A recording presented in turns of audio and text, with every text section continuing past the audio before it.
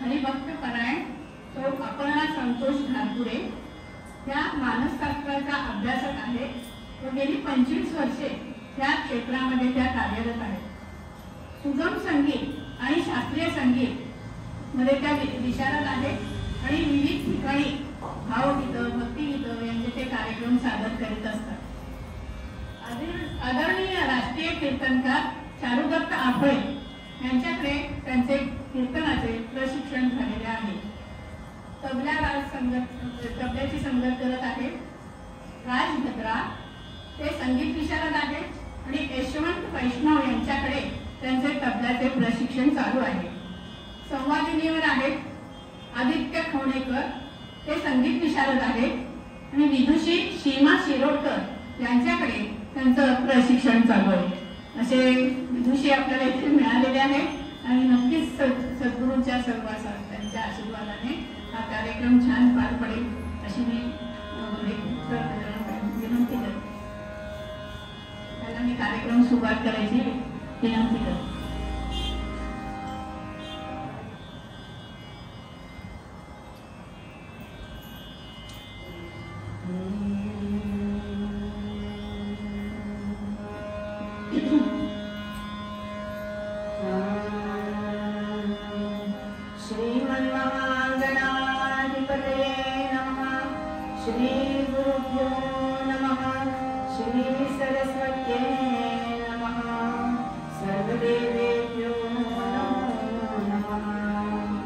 वक्रतुंड महाकाय सूर्यकोटि समप्रभ निर्विघ्नं कुरु मे देव सर्वकार्येषु सर्वदा.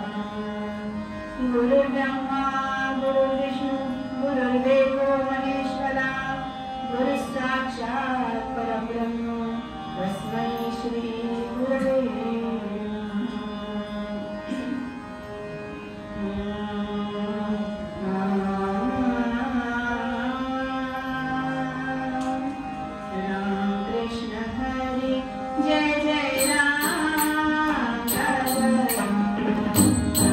Krishna Hare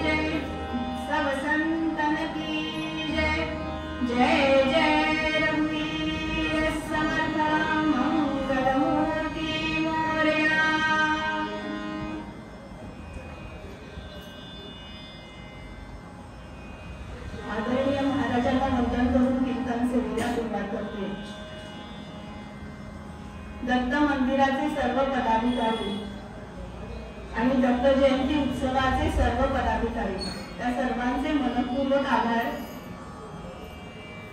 आज गीता जयंतीचा शुभ दिवस आहे आणि या दिवशी मला कीर्तन सेवेची संधी दिल्याबद्दल मनपूर्वक आभार.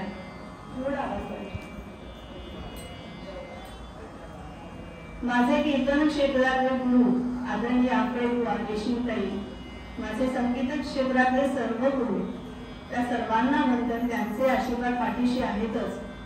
तुम्हा सर्वांना वंदन. तुमचे आशीर्वाद आणि माझ्या दोन्ही साथीदारांना वंदन करून कीर्तन सेवेला सुरुवात करते.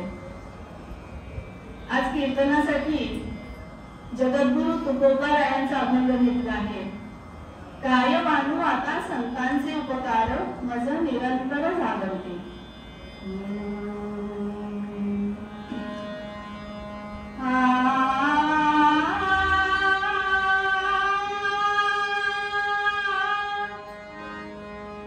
काय मानू आता संतांचे उपकार, काय मानू आता संतांचे उपकार, काय मानू आता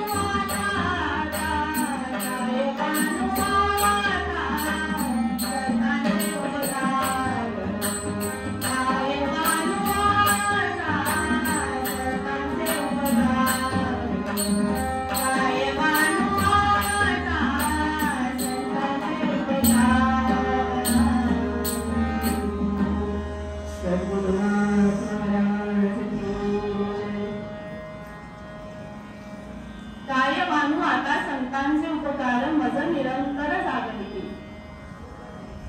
जगद्गुरु तुकोबाराय जगातल्या सगळ्या संतांबद्दल त्यांच्या कार्याबद्दल इतकं कौतुकाने बोलताय की काय वानू वानू म्हणजे वर्णन करू. किती मी वर्णन करू या संतांचं. केवढं मोठं कार्य आहे त्यांचं. जगाच्या कल्याण संतांच्या विभूती अशा प्रकारे सारं जीवन झटवतायत ते. काय वानू आता संतांचे उपकार मज निरंतर जागरिते. किती मी उपकार मानू त्या संतांचे. म्हणजे स्वतः संतपदाला पोचलेली एक व्यक्ती बाकी साऱ्या संतांबद्दल एवढं कौतुकाने बोलते. खरं तर आपल्याला रोजच्या जीवनात सुद्धा शिकण्यासारखी ही गोष्ट आहे. एक उच्च पदाला पोहोचलेली व्यक्ती बाकीच्यांबद्दल, त्यांच्या कार्याबद्दल, त्यांच्या कर्तृत्वाबद्दल आपण एवढं भरभरून बोलतो का कधी? दुसऱ्याचे पाय ओढणं, त्यांना पाण्यात पाहणं, त्यांची प्रगती कशी खुंटते ह्यातच अगदी शक्ती वाया करते आपली. आणि इथे संत तुकाराम महाराज म्हणतात, काय बांधू आता संतांचे उपकार मज निरंतर जागविते. आणि म्हणूनच तुकोबारायांचं वर्णन करताना मोरोपंत त्यांच्या आर्येत म्हणतात, मुकुटमणी संतांचा. तुकोबारायांचं कार्य इतकं थोर आहे की साऱ्या संतांच्या मांदियाळी ते एका मुकुटाप्रमाणे शोभून दिसत आहेत.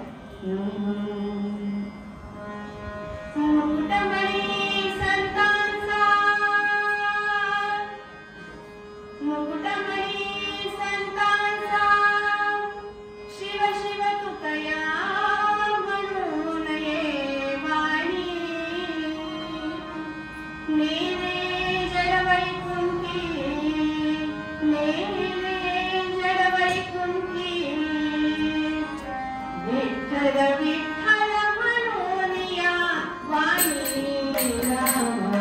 राम राम राम हरी हरी राम राम राम राम सीतापते राम राम राम योगोत्तमा राम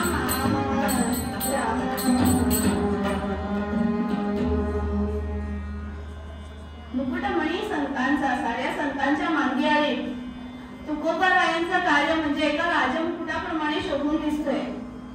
शिव शिव तुकया म्हणून ये वाणी. केवळ एक व्यापारी वाणी एवढी छोटी ओळख त्यांची असू शकत नाही का? कारण नेरे जड वैकुंठी, विठ्ठल विठ्ठल म्हणून या वाणी. स्वतः तर सदैव वैकुंठाला गेलेच, पण त्याचबरोबर त्यांच्यामुळे आपल्याही मुखी विठ्ठल नामाचा गजर होऊ लागला. परमार्थाच्या वाटेवर चालायला आपणही शिकलो या संतांमुळे. मुकुटमणी संतांचा. वाणी व्यापारी आणि वाणी वाचा. अभिजात मराठी भाषेची गोडवी बघा आणि मोरोपंतांचं भाषा समृद्धी बघा. असे हे संत आपल्याला जागवतात म्हणजे नक्की काय करतात? एकदा काय झालं, सकाळची वेळ, सगळ्याच मुलांची शाळेत जायची गडबड असते नाही का? असाच एक मुलगा शाळेत जायला निघाला होता. दप्तर डबा पाणी सगळं घेऊन ऐटीत बाहेर पडला. वाटेत अजून 2 मित्र भेटले. सगळे मस्त गप्पा मारत चालू होते. एवढ्यात त्यांना कसली तरी गर्दी दिसली चौकात. मुलंच ती कुतूहलाने गेली बघायला काय चाललंय. तर तिथे डोंबाऱ्याचा खेळ चालू होता. उंचावर दोरी टांगलेली होती. एक छोटीशी मुलगी छान त्याच्यावर पुढे सावरत चालत होती. खाली रस्त्यावर एक छोटा मुलगा पटापट पटापट ओलांडे एवढ्या मारतोय. डोंबाऱ्याने छाल ढोलकीवर ताल धरला होता. इतकं सुंदर दृश्य होतं ते. ती छोटी छोटी मुलं त्यांच्याच वयाची इतक्या छान करामती करत होती.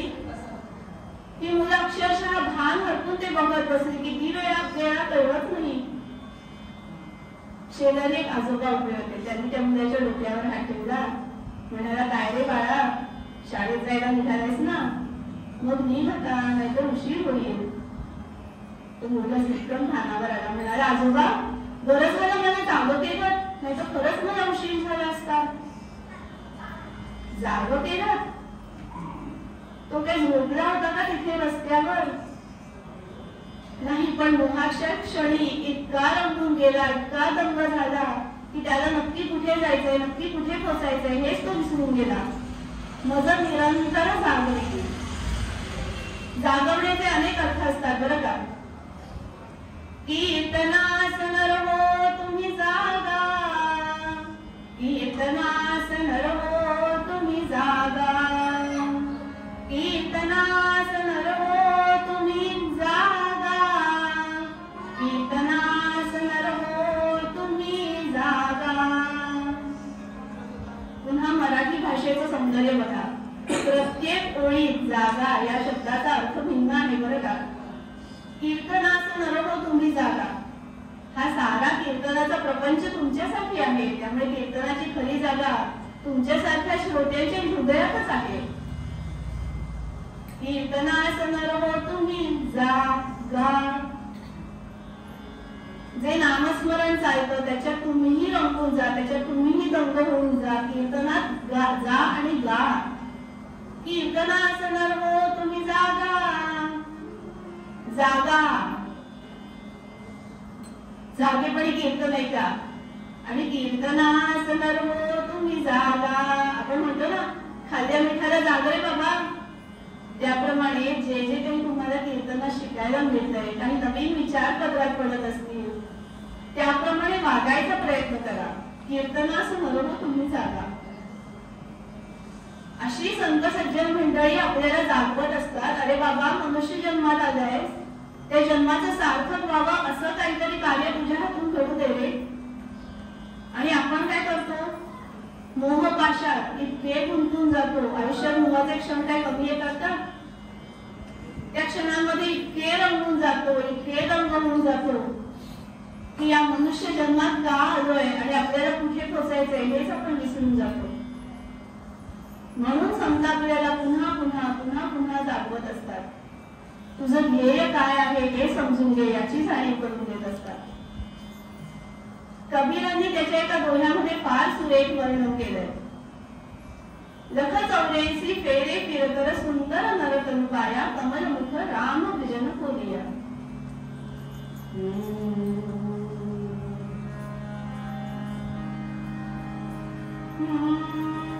कमलमुख राम भजन कोरिया, कमलमुख राम भजन कोरिया, कमलमुख राम भजन कोरिया, कमलमुख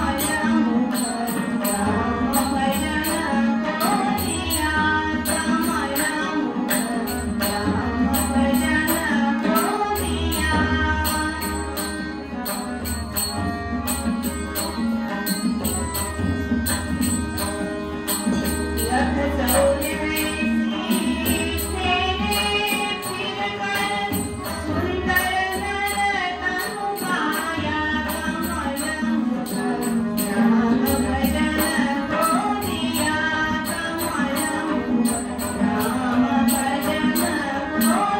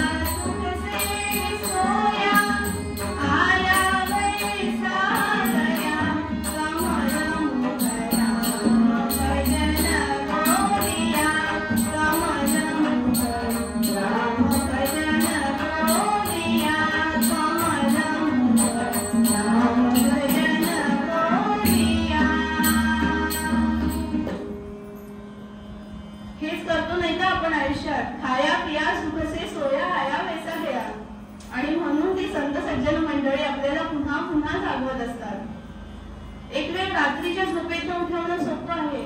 गजराच्या आवाजाने जागी घरची मंडळी उठवतील, पण या मोहनिद्रेतून जाग करणार तरी कोण आणि कसं करणार जाग?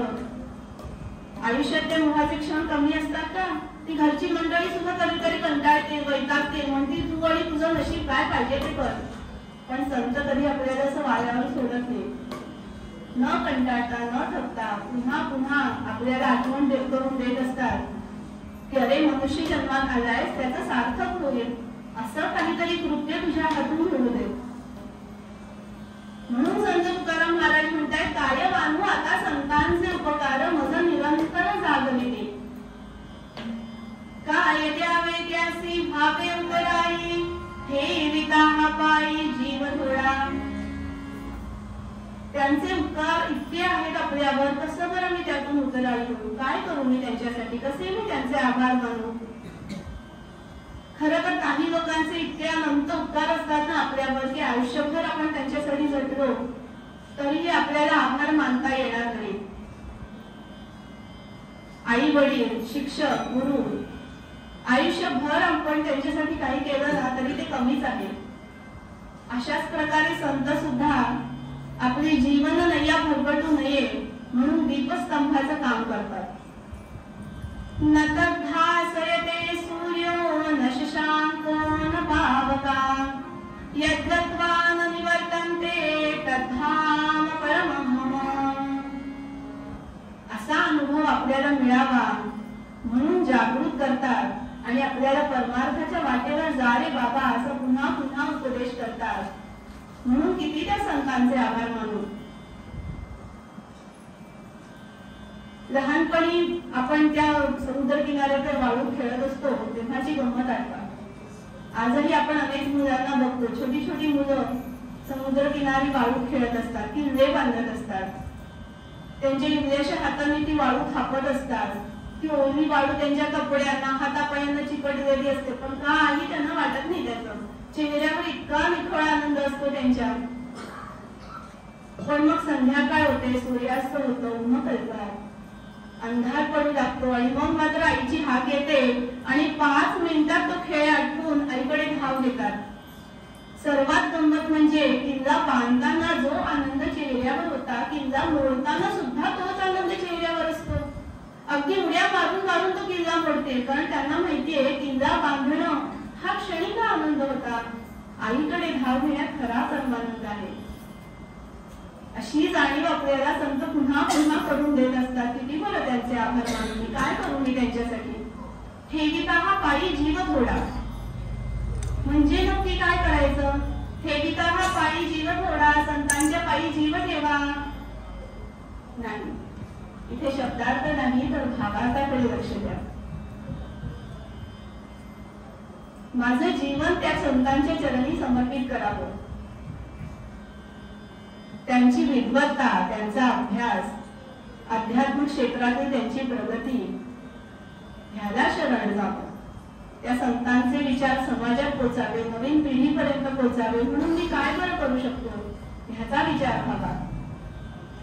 इथे खरी अपेक्षा आहे की कोणतीही स्वार्थी वृत्ती न ठेवता सर्वार्थाने त्या संतांना शरण जाणं.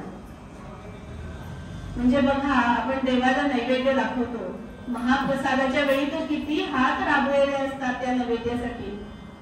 पण कुठे मीपणाची भावना असते का हो. मी भाजी चिरली, मी हे केलं, मी ते केलं, कुठेही ती भावना नसते. सगळे जण समर्पण भावनेने अखंड नामस्मरण करत त्या कामात दमून गेलेले असतात. ती त्यागाची समर्पणाची वृत्ती. आणि सगळं जेवण रांधलं की आपण नैवेद्य वाढतो त्याच्यावर एक तुळशीपत्र ठेवतो. तुळशीपत्र आपल्याला आठवण करून देतं की सारी सृष्टी भगवंताचीच आहे. त्याच्यामुळेच आपल्या पोटी 2 घास जात आहेत. मी काय देवाला जेवण अर्पण करणार. ज्याने ही सृष्टी निर्माण केली त्याची केवळ मी कृतज्ञता मानू शकतो आणि म्हणून ते नैवेद्याचं ताट देवाला अर्पण करतो आपण. तो प्रसाद खाताना सुद्धा मनात भक्तिभाव असतो. आवडला पदार्थ म्हणून आडवा हात मारत नाही आपण त्याच्यावर. अतिशय श्रद्धेने त्या प्रसादाचे 2 घास खातो तेवढे सुद्धा फुलतात आपल्याला. मग विचार करा वारकरी मंडळी जेव्हा गळ्यात तुळशीची माळ घालतात काय भाव असते त्यांच्या मनात. या क्षणापासून माझा प्रत्येक श्वास, प्रत्येक क्षण, माझं संपूर्ण जीवन पांडुरंगा तुझ्या चरणी अर्पण आहे. गळा माळ शोभे आत्मरूप दृष्टी.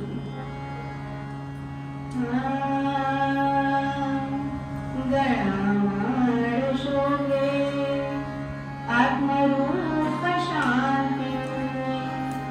भक्तिभाव दोन्ही धरू टाळ हाती.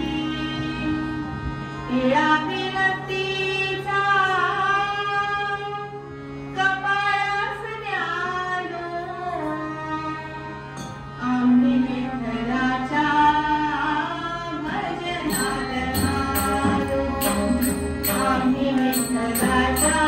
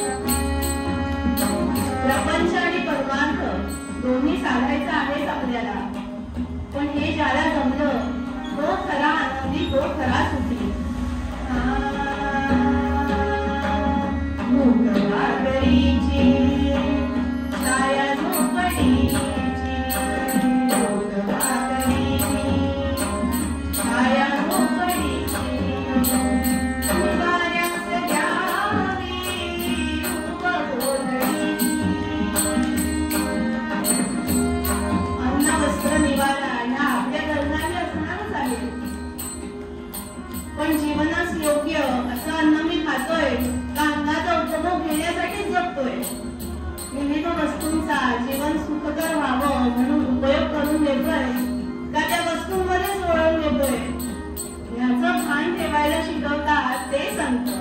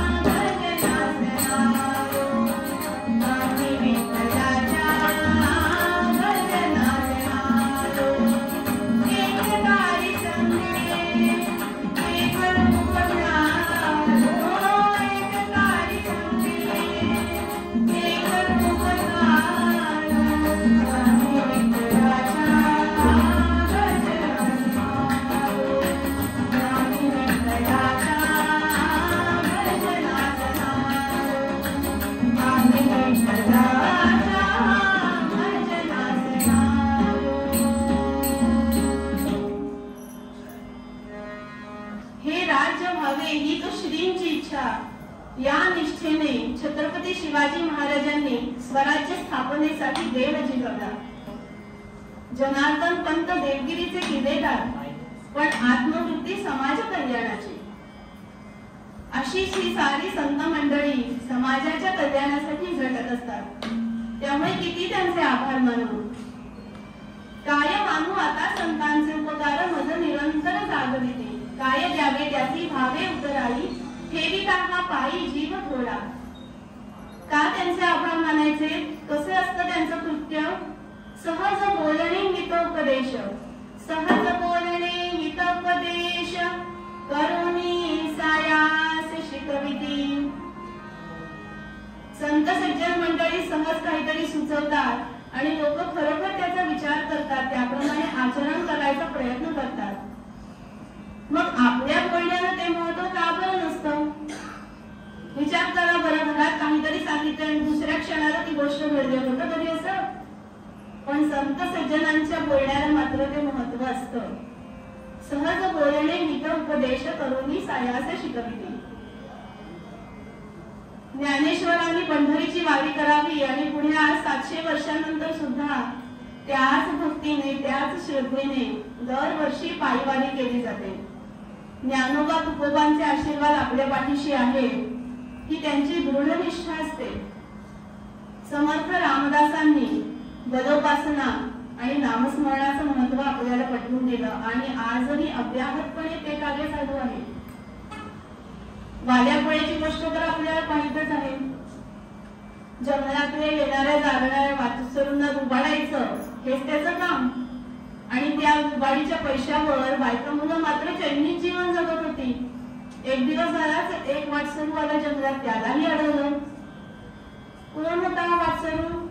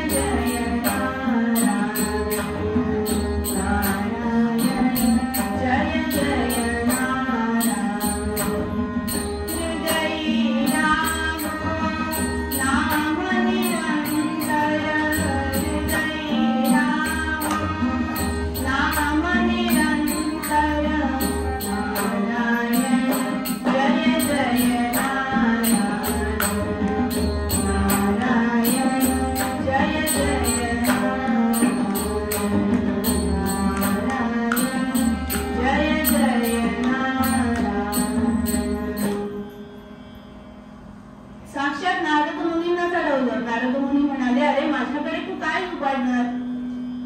ही भगवी वस्त्र आणि रुद्राक्षांच्या माळा हे तेही हवं तर, पण मला एक सांग, आजपर्यंत एवढ्या लोकांना उभाडलंस, एवढ्यांची कुटुंब उद्ध्वस्त केलीस, एवढी चिल्ली पिल्ली लहान लहान मुलं त्यांना तू रडवलंशील, किती संसार उद्ध्वस्त झाले तुझ्या या कृत्यामुळे. त्या पापाचे धनी कोण? तुझ्या घरची मंडळी होईल त्या पापाचे वाटेकरी? का नाही होणार? गेला एक घरी विचारायला, पण बायका मुलांनी साफ नकार दिला तेव्हा मात्र याचे डोळे उघडले. धावत जंगलात आला, नारद मुनींच्या चरणाशी डोकं ठेवलं आणि म्हणाला, माझं चुकलं, क्षमा करा. आता योग्य मार्ग तुम्हीच सांगा. नारद मुनी म्हणाले, प्रभू रामरायाला शरण जा, तोच तुला मार्ग दाखवेल. ताबडतोब तिकडे झाडाखाली बसला नामजप करायला, पण आयुष्यभर केलं काय? मरा आणि मारा. डोळे बंद, मुखी राम नाम येईल तर शपथ, मरा मरा मरा. तो भक्तिभाव सुद्धा त्या नामात नव्हता. नारद मुनी म्हणाले, काही हरकत नाही, तुझ्या मनापासून पश्चाताप होतोय ना, ते महत्वाचं. प्रभू रामरायाला शरण जा आणि संपूर्ण शरण भावनेने, श्रद्धेने, निष्ठेने राम नामाचा जप कर, तोच तुला तारून देईल. आता मात्र नारद मुनींच्या बोलण्यावर विश्वास ठेवला, पुन्हा डोळे मिटून बसला, रामरायाला शरण गेला. राम राम राम राम राम राम श्रीराम. जो जपतो तो जप. असे संतांचे बोल का बरं कोणी ऐकणार नाही? संतांचे बोल सगळेजण ऐकतात कारण त्यांची वृत्ती असते, आधी केले मग सांगितले. स्वतः झटतात, स्वतः परमात्म्याच्या वाटेवर चालतात, सर्व दुःख झेलतात आणि मग ती वाट आपल्यासाठी सुकर करून देतात. आधी केले मग सांगितले अशी त्यांची ती वृत्ती. एकदा एकनाथांच्या घरी एक आजीबाई आली तिच्या नातवाला घेऊन. म्हणाली, नाथा, माझा नातू फार गुळ खातोय, आम्ही किती समजावलं काही ऐकत नाही आमचं, आता तूच तरी सांग रे काहीतरी. एकनाथ महाराज म्हणाले, आजीबाई 8 दिवसांनी ये. आजीला वाटलं नाथाला काहीतरी कामं असतील, आज वेळ नसेल. आजीबाई 8 दिवसांनी परत आली नातवाला घेऊन. नाथाने त्याला समोर बसावलं. म्हणाले, बाळा, गुळ फार खाऊ नये रे. खरं तर कोणताच पदार्थ अति खाल्लास तर तो तुझ्या तब्येतीला वाईट नाही का? तसाच गुळ सुद्धा फार खाऊ नये रे. झालं एवढंच? अरे नाथा, एवढंच बोलायचं होतं तर मागच्याच आठवड्यात का नाही बोललास? एकनाथ महाराज म्हणाले, आता आजीबाई, तू मागच्या आठवड्यात आलीस तेव्हा मलाच गुळ खायची सवय होती. आधी मी ती सवय मोडली आणि मग तुझ्या नातवाला उपदेश केला. आधी केले मग सांगितले. अशी ती संतांची वृत्ती. स्वतः झटतात आणि मग समोरच्याला उपदेश करतात. असे संत आपल्या आजूबाजूला असतात. संत हेच भूमीवर चालते बोलते ईश्वर.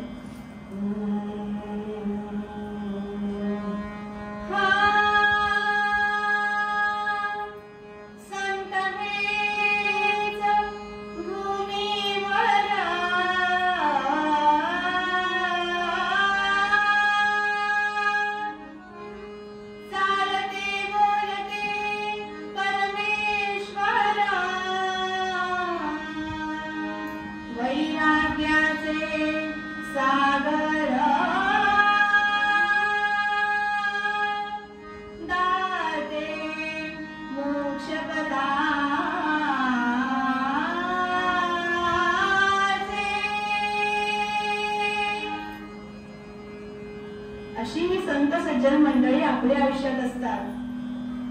आधी केले मग सांगितले. एखाद्या शिक्षकाप्रमाणे प्रत्येक विद्यार्थ्याला समजावं अशी जी त्यांची तळमळ असते ना, तशीच संतांची असते. स्वामी विवेकानंदांचं चरित्र अभ्यासाल त्यातही तुम्हाला लक्षात येईल की विवेकानंदांनी त्यांचे जे गुरु होते आपल्याला सर्वांनाच माहितीये, रामकृष्ण परमहंस. पण ही कथा माहितीये का की इथे गुरूंनाच तळमळ होती, पण शिष्य मात्र हर तऱ्हेने त्यांची परीक्षा बघत होता. तरी सुद्धा रामकृष्ण परमहंस एकदाही कंटाळले नाहीत, एकदाही रागावले नाहीत. तेवढ्याच तळमळीने शिष्य घडवत होते. आणि म्हणून आपल्याला नरेंद्र ते स्वामी विवेकानंद हे परिवर्तन झालेलं दिसलं. अशी संतांची वृत्ती असते, आधी केले मग सांगितले. तुकाराम महाराज या संतांबद्दल इतकं कौतुक करतात, म्हणतात मज पामरासी काय थोरपण पायीची बहाण पायी बरी. मज पामरासी काय थोरपण मज पामरासी काय थोरपण पायीची बहाण पायीची बहाण पायी वारी ज्ञानियाचा राजा गुरु महाराज ज्ञानियाचा राजा गुरु महाराज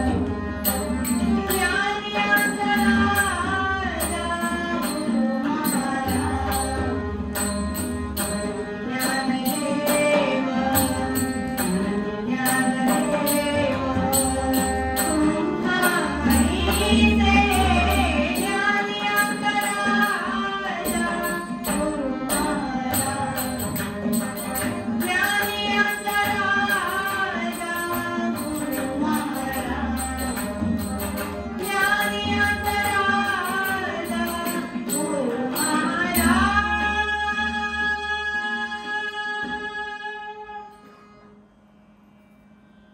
ज्ञानदेव संत ज्ञानदेवांच्या आयुष्यात कमी असे प्रसंग आले. निवृत्ती, ज्ञानदेव, सोपानदेव आणि मुक्ताई लहान लहान भावंड अख्ख्या गावाने त्यांना वाळीत टाकलेलं. सूर्योदयापूर्वीच सारी अंतिक उठून त्यांना परत यावं लागेल. का तर त्यांची सावली सुद्धा गावकऱ्यांवर पडू नये म्हणून ही सोय. छोटी छोटी भावंड भिक्षा मागायला जायची तेव्हा सुद्धा सारे गावकरी त्यांना इतकं छळायचे, नाही नाही ते बोलायचे. म्हणे तुम्ही म्हणजे साक्षात पापमूर्ती. एवढी लहान लहान लेकरं आणि त्यांना इतकं वाईट साईड बोललं जायचं.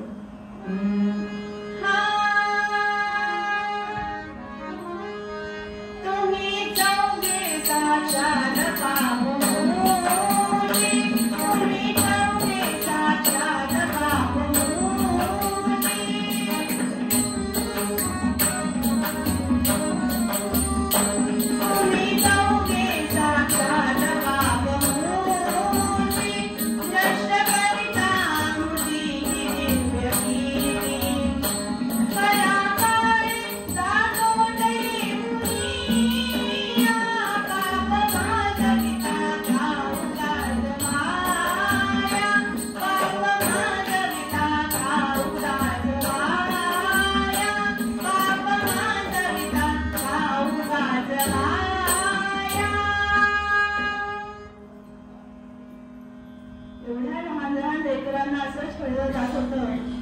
पण ज्ञानेश्वरांच्या तोंडून काय निघावं?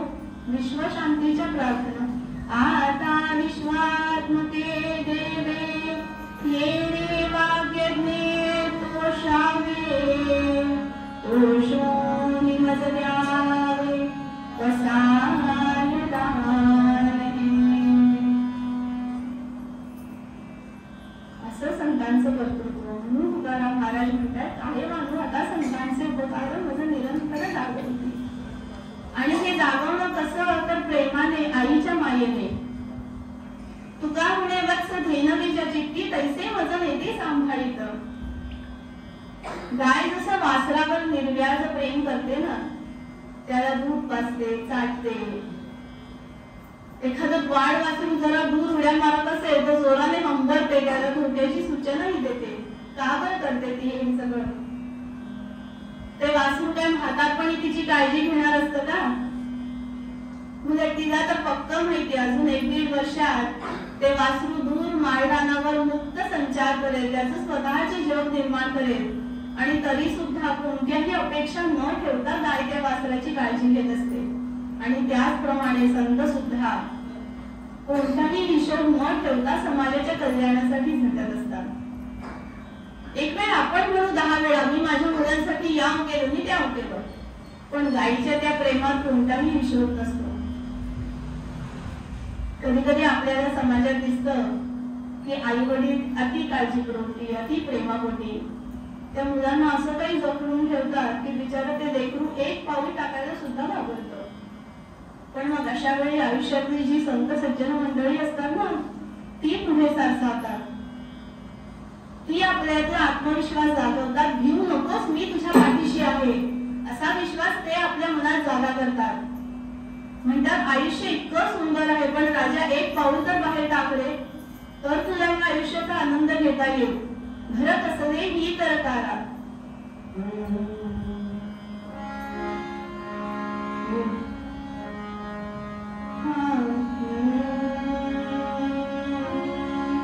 घर कसले ही तर तारा, विष समान मोती चारा. घर कसले ही तर तारा, विष समान मोती चारा. मोहाचे बंधन द्वारा, तुझं आडवितो कैसा उंबरा. सोन्याचा पिंजरा,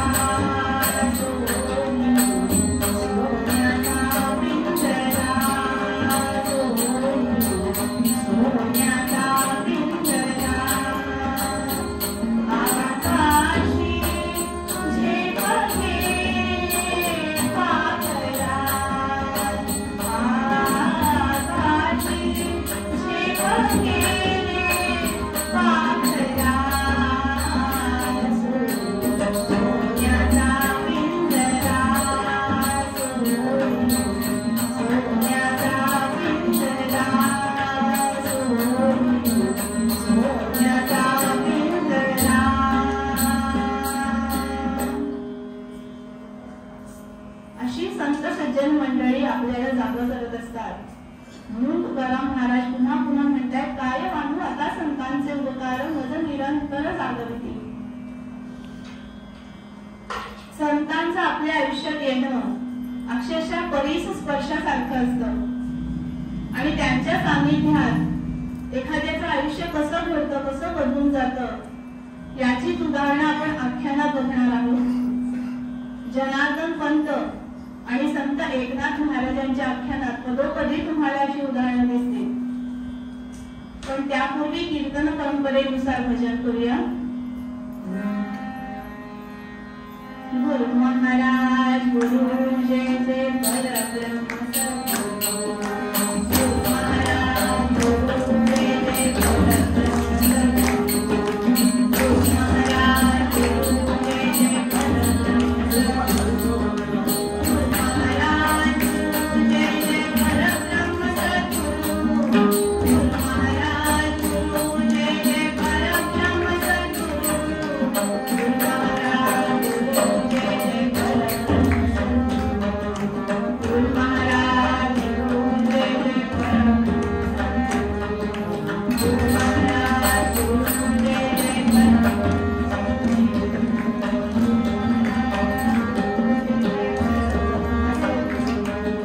दिगंबरा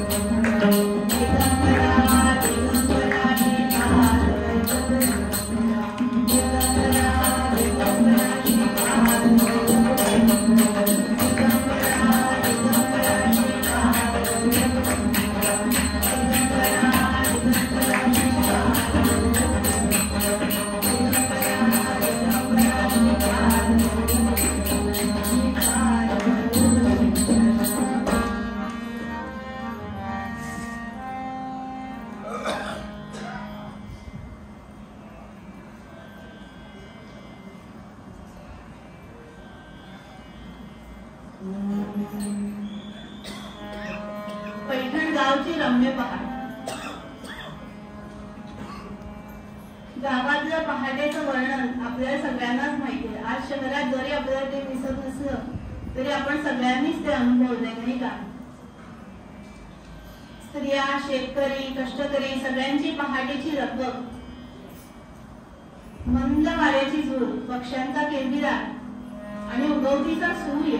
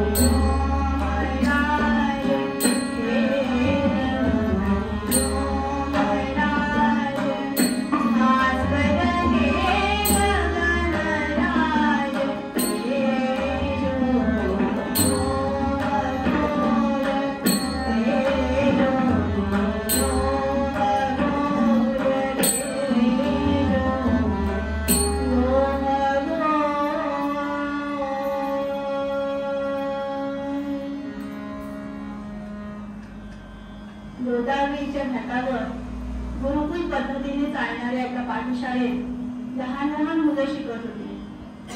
वेदाभ्यास आणि मंत्र अभ्यास.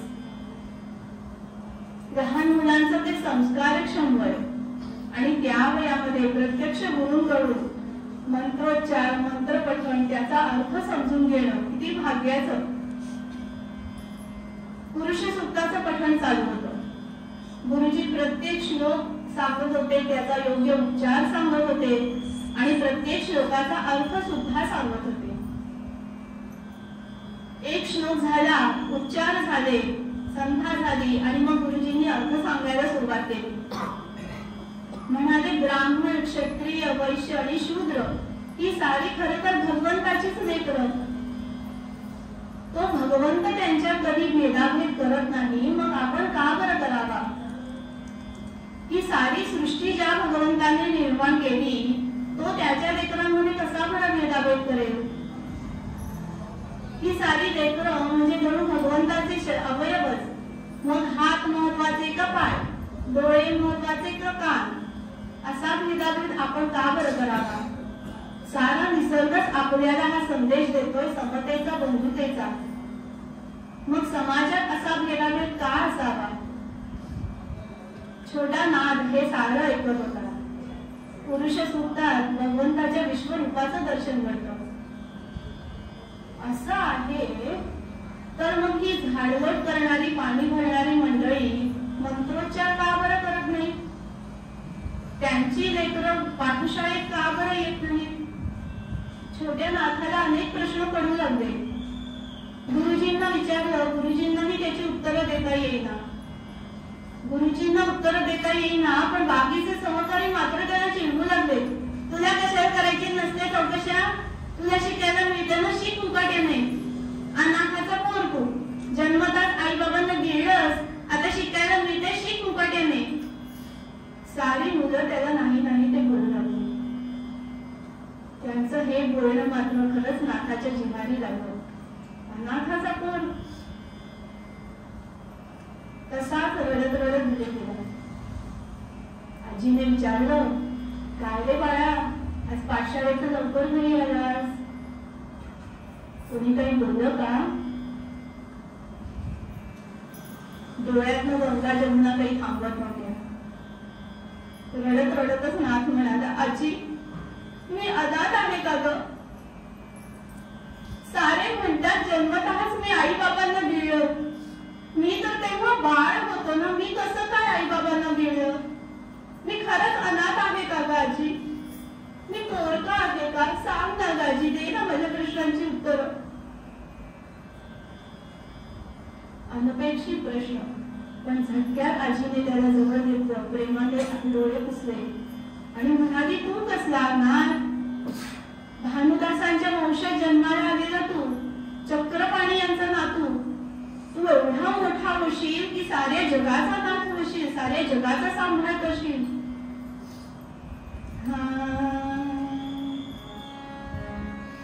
मरून गेले शिशुपणी मायताचा,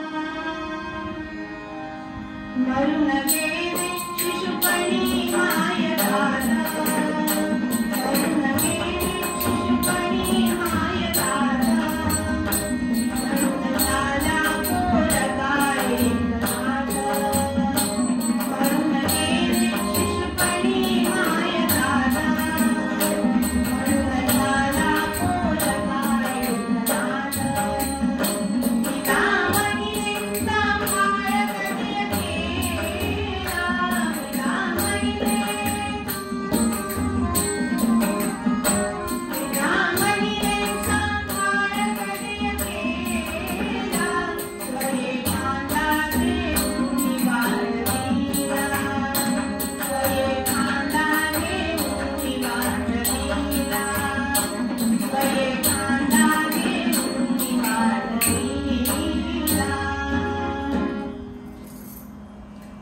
आजी आजोबांनी लाडात वाढवलेला तो नातू. आजीने समजून घातली, पण मनात असंख्य प्रश्न होते. आजोबांकडे गेलो. आजोबा म्हणाले, बाळा काही प्रश्नांची उत्तर आपल्याला नाही रे सापडत, त्यासाठी सद्गुरूच हवा. सद्गुरूंकडेच याच्या साऱ्या प्रश्नांची उत्तर असते. मग मला माझे सद्गुरू कुठे बरं भेटतील? कसं मला कळेल की हेच माझे सद्गुरू आहेत? त्यांच्याकडे माझ्या सगळ्या प्रश्नांची उत्तर असतील का? डोक्यातल्या विचारांचं काहूर काही संपेना. छोटा नाथ खुद्दा गोदावरीच्या घाटावर जायचा.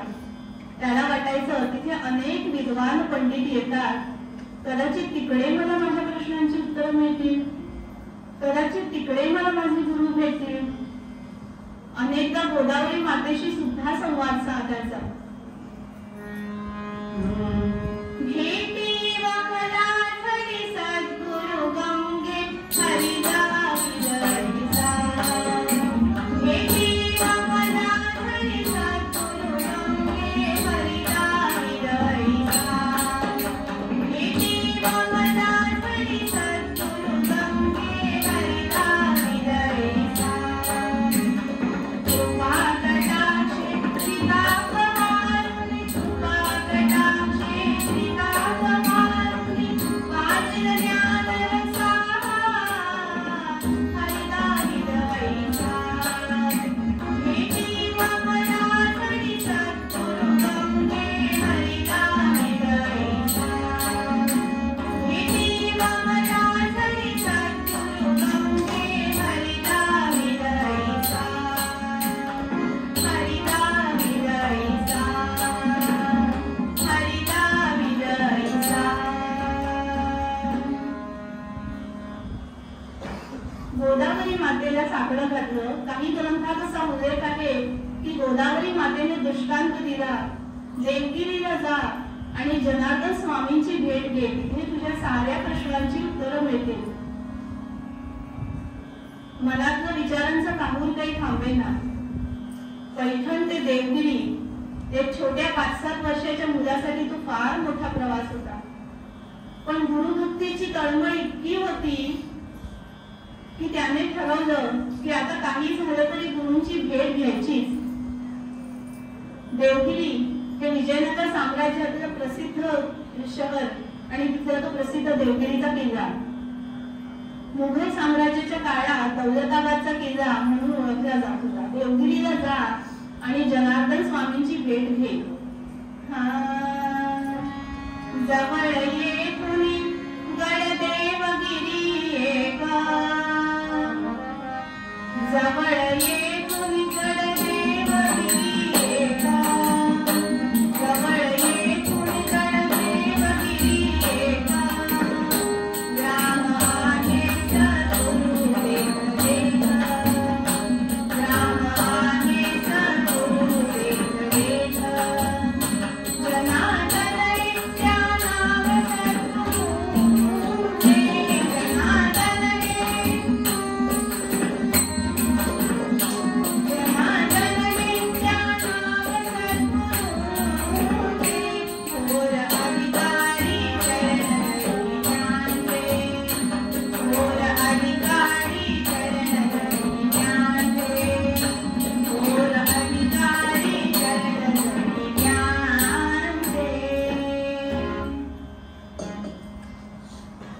छोटा 5-7 वर्षाचा मुलगा.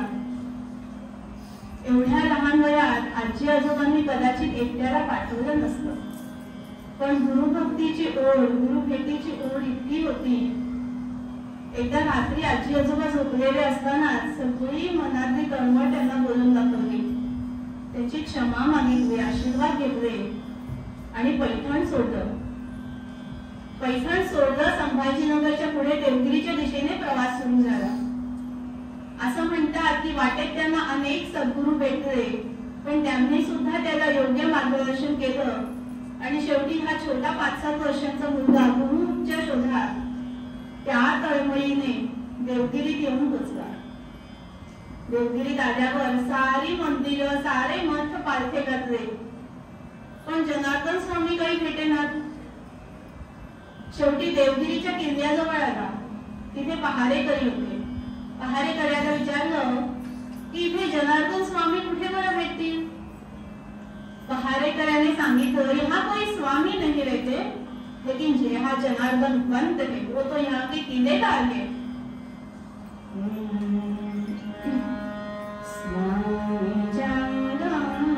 फकीर जैसा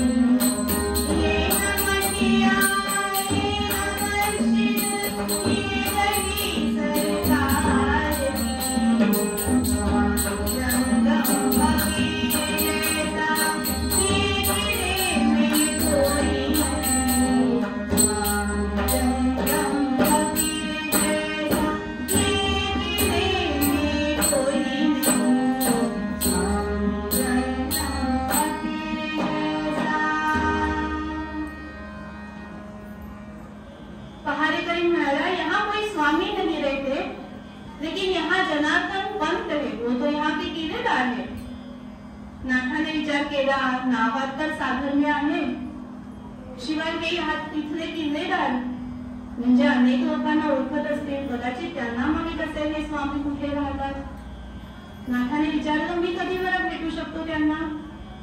किल्लेदार म्हणाला, पहारेकरी म्हणाला की ह्या किल्लेदारांचा दर आठवड्याला दरबार होतो, दर गुरुवारी त्यांचा दरबार असतो. गुरुवारच्या दरबारात तू जा आणि मदत घ्यायला, त्यांचा सल्ला विचारायला तूही जाऊ शकतोस. ज्या ओढीने पैठण पासून इथपर्यंतचं अंतर कापलं होतं तो क्षण आता जवळ आला. गुरुवारचा दरबार खूप लोक वर किल्ल्यावर गेले होते. छोटा नाथही गेला. एवढी गर्दी तिकडे. नाथाला वाटलं त्यांच्या मनात सुद्धा असेच सारे प्रश्न असतील का माझ्यासारखे.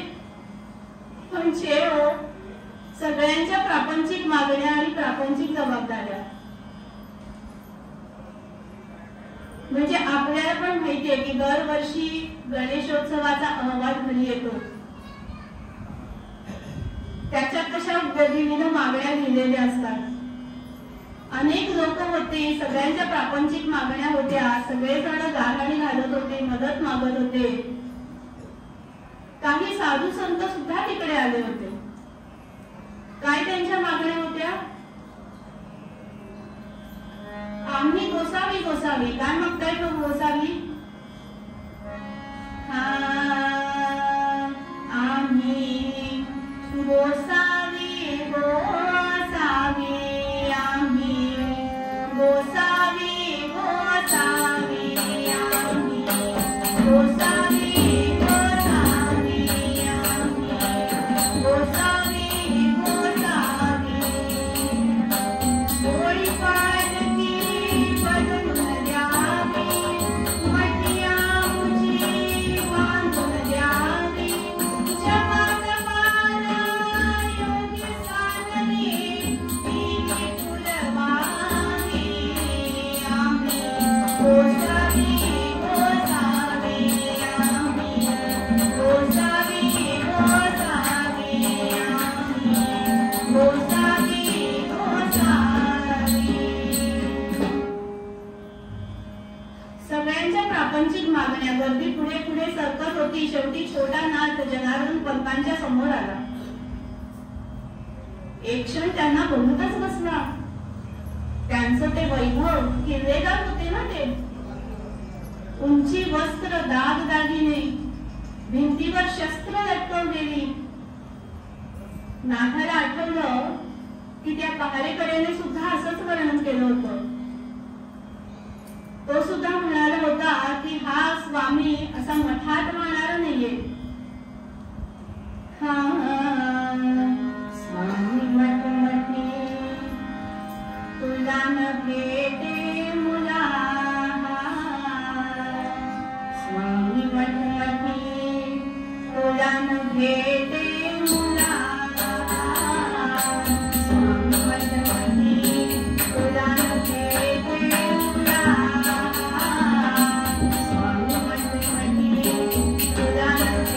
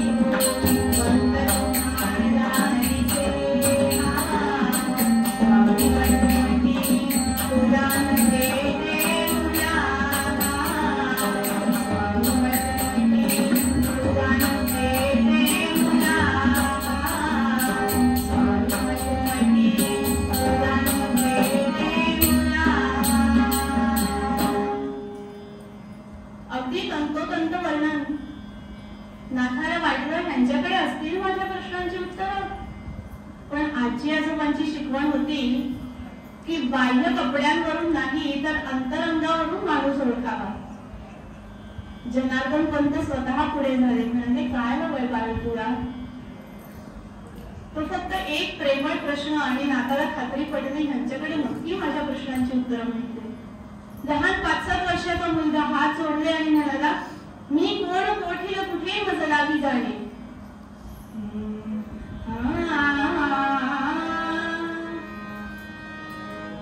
मी कोण कोठील कुठे मजलावी जाणे, काढे जगात घडते मजलावी येणे, याचा विचार करता शिणलो मी वाया, सांगून हे सुखी करा मज स्वामी राया. सद्गुरुनाथ महाराज की जय. एवढ्या लहान मुलाच्या डोक्यात इतके मोठे मोठे आध्यात्मिक प्रश्न. जनार्दन पंतांना इतकं कौतुक वाटलं, झटकन पुढे आले, त्याला घट्ट कवटाळलं, प्रेमाने चौकशी केली त्याची. म्हणाले, तुझ्या साऱ्या प्रश्नांची उत्तरं देईन रे मी, पण त्यासाठी तर तुला गडावर राहावं लागेल, आजी आजोबांपासून दूर. गडावर सगळ्यांची कामं ठरलेली असतात, काही ना काही जबाबदारी असतात, तेही तुला करावं लागेल. चालेल? नाथ जेव्हा गडावर राहायला तयार झाला तेव्हा सर्वप्रथम आजी आजोबांना निरोप धाडला, नातू सुखरूप आहे असं कळवलं. छोटा नाथ पटकन रुळला तिकडे. त्याच्यावर काम तरी काय सांगायची, एवढं 5-7 वर्षाचं लहान लेकरू ते. पण नाथाच्या घरी अतिशय धार्मिक वातावरण होतं आणि तो खूपदा आजोबांना पूजेत मदत करायचा. त्यामुळे गडावरती जनार्दन पंतांच्या पूजेची सारी जबाबदारी त्याने उचलली. पूजेसाठी फुलं, गंध, अक्षता, नैवेद्य, देवघराची स्वच्छता सारं आनंदाने करत होता. जनार्दन पंतांना खूप कौतुक वाटलं, पण त्यांना ही जाणीव होती की नाथाचं पाठशाळेचे शिक्षण मात्र अर्धवट राहिलं. धर्मग्रंथाचा अभ्यास, वाचन, मनन, चिंतन कशा प्रकारे गडावर सुरू ठेवता येईल याचा विचार सुरू झाला. अक्षर ओळख आता होती, पण तेवढं पुरेसं नाही ना, व्यवहार ज्ञान तर हवंच. नाथ थोडासा मोठा झाल्यावर पंतांनी त्याला सांगितलं, आजपासून गडावरच्या साऱ्या भाजीपाल्याचा हिशोब तू ठेवायचास. पण हिशोब म्हणजे फक्त आवक आणि खर्च एवढंच नाही बरं का. तो भाजीपाला किती वाजता येतो, कोणाच्या मळ्यातनं येतो, पुरेसा येतो का, त्याची गुणवत्ता काय असते, भाव काय असतो, सारं नोंद करून ठेवायचं आणि ठराविक दिवशी पंतांना तो हिशोब दाखवायचा. एक दिवस रात्री झोपण्यापूर्वी हिशोब तपासायचा म्हणून नाथ चोपड्या घेऊन बसला. सारे हिशोब तपासले आणि त्याच्या लक्षात आलं कुठेतरी 1 पैशाची चूक दिसते. पुन्हा नोंदी तपासल्या, पुन्हा हिशोब केले, पण ती 1 पैशाची चूक काही लक्षात येईना. इतका व्याकुळ झाला तो बिचारा, काय करावं, काय रे पांडुरंगा असं होतंय. आजपर्यंत कधीही माझ्या हातून अशी चूक झाली नाही. 1 पैशाची चूक आणि कुठे झाली हेही लक्षात येत नाहीये. रात्र उलटून गेली, मध्यरात्र झाली तरी सुद्धा पुन्हा तपासतोय. स्वतः जनार्दन पंत 2-3दा डोकावून गेले, ते सुद्धा या नाथाला कळलं नाही. इतका तो चिंतेत, इतका व्याकुळ झालेला, का रे पांडुरंगा असं होतंय.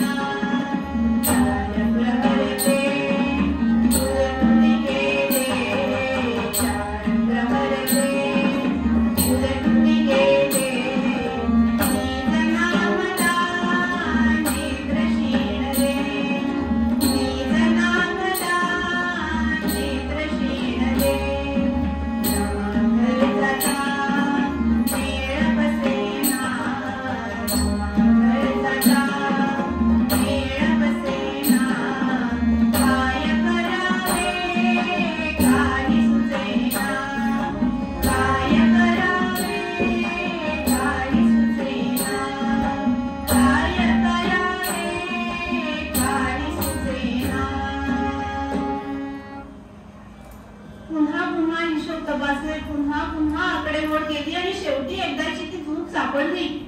काय आनंद झाला त्या छोट्या नाथाला. अक्षरशः त्याही अवस्थेत टाळ्या वाजवल्या, स्वतः मोठीच गिरक्या घेतल्या. आनंद ह्याचा होता की गुरुंनी माझ्यावर सोपवलेली कामगिरी मी चोखपणे पार पाडली. त्यांच्या विश्वासाला तडा जाईल असं कोणतंही वर्तन माझ्या हातून नाही झालं. सारे हिशोब पुन्हा लिहून काढले, चोपड्या बंद केल्या आणि शांतपणे झोपी गेला. दुसऱ्या दिवशी चोपड्या घेऊन गेला पंतांकडे. पंतांनी त्याला बसायला सांगितलं. म्हणाले, अरे बाळा, हिशोब तपासायला रात्रभर जागलास? नाथ म्हणाला, हो ना, एक पैशाची चूक काही केल्या लक्षात येईना. पुन्हा तपासलं तेव्हा कुठे कळलं. पण मी जागा होतो हे तुम्हाला कसं बरं कळलं? पंत म्हणाले, अरे बाळा, मी 2-3दा येऊन गेलो, पण तुझं लक्षच नव्हतं. त्या हिशोबांमध्ये तू इतका गुंतून गेला होतास. हीच समाधी अवस्था आहे बरं का, हीच ध्यानावस्था आहे, हेच अनुसंधान आहे. आता फक्त त्या चोपड्यांच्या जागी नामस्मरण येऊ दे. आपला शिष्य आपल्या परीक्षेला खरा उतरला. किती कौतुक वाटलं त्या जनार्दन करताना. अक्षरशः कंठ दाटून आला, पुढे झाले, त्याला कौटाळलं, प्रेमाने डोक्यावरून हात फिरवला, शाबासकी दिली. गुरुकंठ भरोनी आला, गुरुकंठ भरोनी आला, पाहुणी नाथ दोषाला देवा. गुरुकंठ भरोनी आला, गुरुकंठ भरोनी आला, पाहुणी नाथ दोषाला देवा.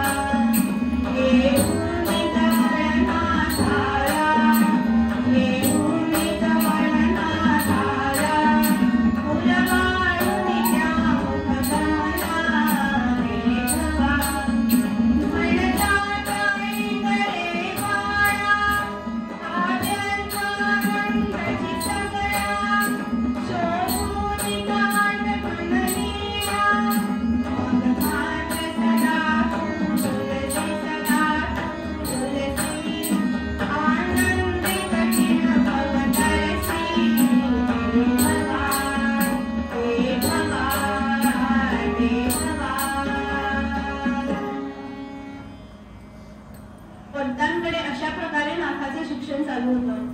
स्वतः जनार्दन पंत म्हणजे प्रपंच आणि परमार्थ याचा सुंदर मेळ कसा साधावा याचं उदाहरण.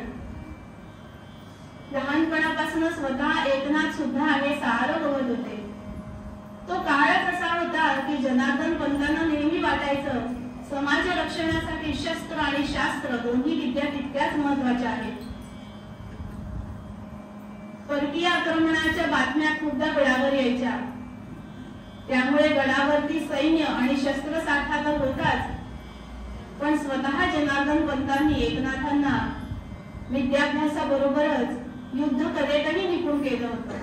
स्वतः एकनाथ तलवारबाजी आणि घोडेस्वारीत तरबेज होते. एकदा अशाच बातम्या गडावर येऊ लागल्या. अक्षरशः वावटाळीसारखं परकीय सैन्य गडावर चालून येत आहे. जनार्दन पंत तेव्हा ध्यानस्थ बसले होते. अशा वेळी त्यांना उठवणार तरी कसं? स्वतः एकनाथांनी क्षणाचाही विलंब न करता निर्णय घेतला. स्वतः शस्त्रागारात गेले, शस्त्र उचलली, सैन्याला सूचना केल्या, सैन्याला घेऊन गडाखाली उतरले आणि अक्षरशः शत्रू सैन्यावर तुटून पडले. घे पाय लढाई चालली, घे पाय लढाई चालली, घे पाय लढाई चालली, घे पाय लढाई चालली, घे पाय लढाई चालली, घे पाय लढाई चालली, तलवारी वारी गर्दी सरली, माझ्या माझ्या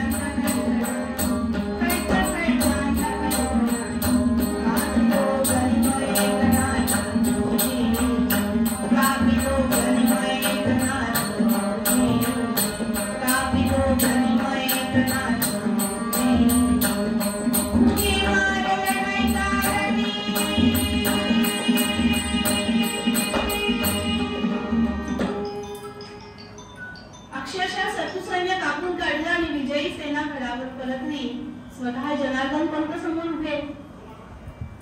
आता मात्र एकनाथ त्यांच्या चरणाशी गेले. म्हणाले, क्षमा करा, तुमच्या आज्ञेशिवाय मी हे कार्य केलं.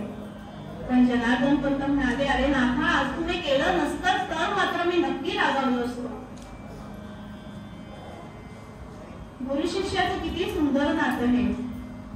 एकनाथ महाराज खुद्द पंतांना विचारायचे, मला भगवंताचं दर्शन कधी घडवणार? आणि जनार्दन पंत म्हणायचे, योग्य वेळ आली की तेही घडेल. एके सकाळी जनार्दन पंतांनी पूजा अर्चा झाल्यानंतर एकनाथांना सांगितलं की उद्या भल्या पहाटे आपल्याला बाहेर जायचं आहे. पण कुठे, कशाला असले कोणतेच प्रश्न मनात आणायचे नाही. कोणत्याही शंका मनात आणायच्या नाही. गुरूंची आज्ञा. भल्या पहाटे दोघेही गडाखाली उतरले. दोघेही चालताय. जनार्दन पंत स्वतः झप झप झप झप वेगाने चालत होते.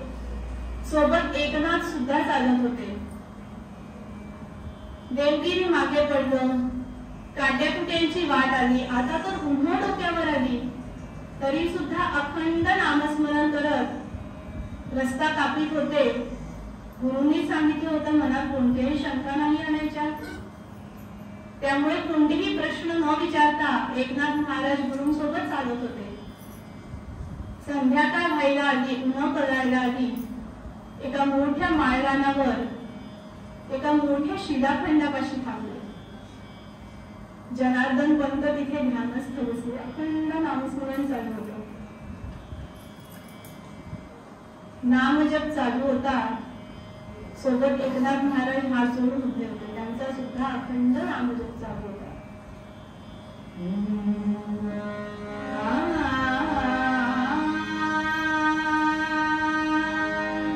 काषाय वस्त्रं करदण्डधारणा कमण्डलू पद्मकरेण शङ्खं चक्रं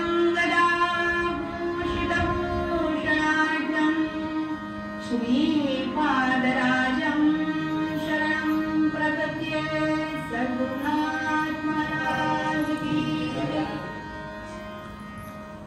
अखंड नामस्मरण चालू होतं. आणि इतक्यात अचानक कुठून तरी झुळूक यावी असा जाणीव झाली. अक्षरशः अवचिता परीमुळे झुळकला अशी अवस्था झाली. जनार्दन पंतांनी डोळे उघडले आणि झटक्यात समोर कुठेतरी चालू लागले. नाथांना कळेना पंत जातायत तरी कुठे. स्वतः नाथ सुद्धा पुढे गेले. बघताय तर समोर एक अतिथी मलंग वेशात. नाथांना काही कळेना की हे आहेत तरी कोण. जनार्दन पंतांनी मात्र मनोमन नमस्कार केला. त्या अतिथीला घेऊन शिलाखंडापाशी आले.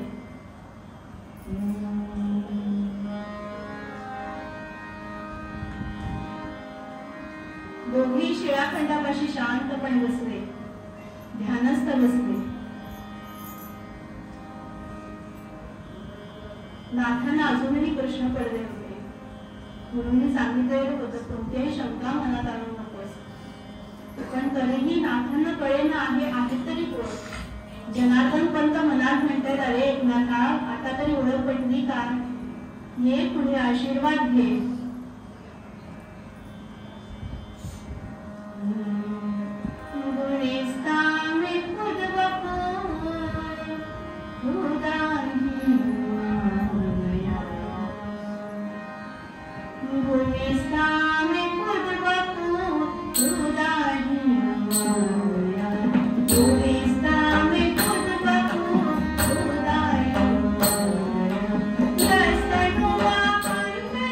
you.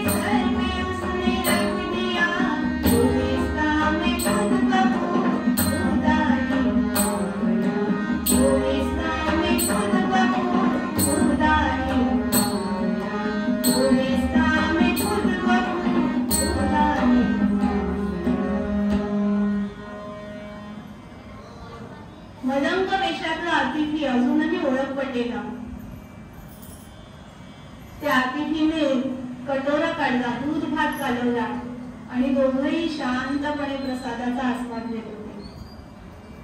जनार्दन पंतांना इतकी तळमळ आले, नाथा आता तरी ओळख पटली का? ये पुढे, नमस्कार कर, आशीर्वाद घे, प्रसादाचा एक तरी घास खा रे. पण एकनाथ महाराज अजूनही दूर उभे हात जोडून, मनाचे शंका काही कमी होईनात. शेवटचा घास उरला. अजूनही जनार्दन पंतांना तळमळ, गुरूंना इतकी तळमळ असते की शिष्यालाही तो प्रसाद मिळाला, आशीर्वाद मिळावा. शेवटचा घास सुद्धा संपला. अजूनही एकनाथ महाराज तसेच उभे. जनार्दन पंत म्हणाले, नाथा हा वाडगा स्वच्छ करून आणशील? गुरूंची आज्ञा. एकनाथ महाराज वाडगा घेऊन गेले जवळच्या घरावर स्वच्छ करण्यासाठी. पण वाडगा स्वच्छ करून आणशील का, एवढाच संदेश होता? अरे नाथा, वाडगा स्वच्छ कर, तुझ्या डोक्यातली सारी जळमट पुसून टाक, साऱ्या शंका कुशंका दूर कर, मग तुला भगवंताचं दर्शन होईल रे. इतकी तळमळ त्या गुरूंना. नाथा वाडगा स्वच्छ कर रे बाळा. त्या वाडग्यात झऱ्यातलं पाणी घेतलं, स्वच्छ करण्यासाठी हात लावला, मात्र अक्षरशः अंगात चैतन्य निर्माण झालं. डोळ्यासमोर एक प्रकाशाचा झोत आला. आता मात्र ओळख पटली. वाडगा तिथेच गळून पडला. अक्षरशः धावत एकनाथ महाराज जनार्दन पंतांकडे गेले, त्यांच्या चरणांशी डोकं ठेवलं, क्षमा मागितली आणि त्या अतिथी जवळ गेले, त्यांच्या चरणांशी डोकं ठेवलं. अक्षरशः अश्रूंचा अभिषेक झाला. आता मात्र ओळख पटली होती. साक्षात भगवंताचं दर्शन घडलं होतं. 3 शिरे 6 हात तया माझा दंडवत.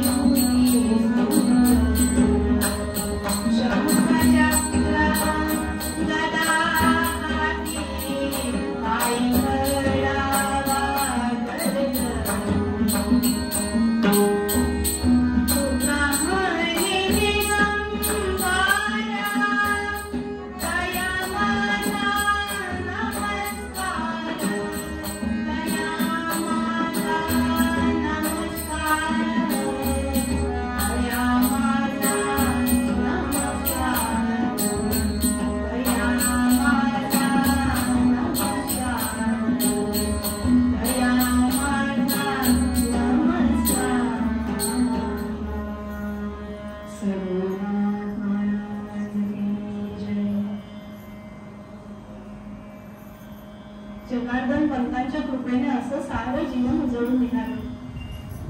त्यांच्याच मार्गदर्शनापुढे कितीतरी मोठं कार्य एकनाथांच्या हातून घडलं.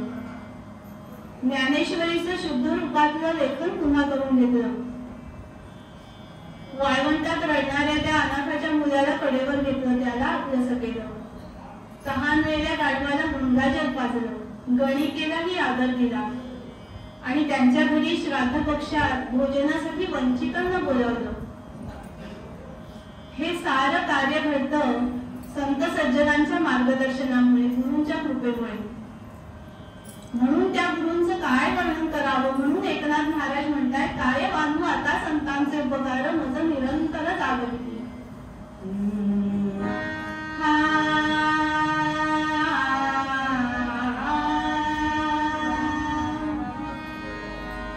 काय वानू आता संतांचे उपकार मज निरंतर